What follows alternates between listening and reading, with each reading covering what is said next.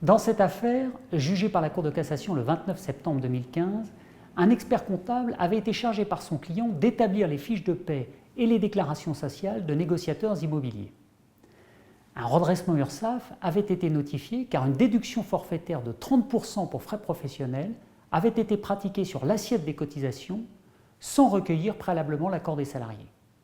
L'expert comptable avait été assigné en justice par son client.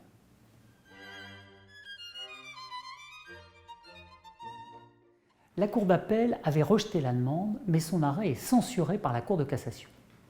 La Cour de cassation reproche à la Cour d'appel de n'avoir pas recherché si l'expert comptable s'était assuré de la conformité des contrats de travail aux dispositions légales et réglementaires et s'il avait satisfait à son obligation de conseil.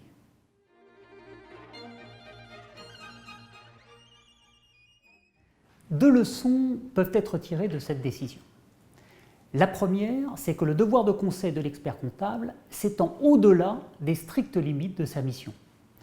Plus précisément, il a été jugé à plusieurs reprises par la Cour de cassation que l'expert comptable, compte tenu des informations qu'il doit recueillir sur le contrat de travail pour établir les fiches de paie, doit s'assurer de la conformité de ces contrats de travail aux dispositions légales, même s'il n'est pas le rédacteur des contrats et même si le contrôle de leur conformité n'est pas mentionné dans la lettre de mission.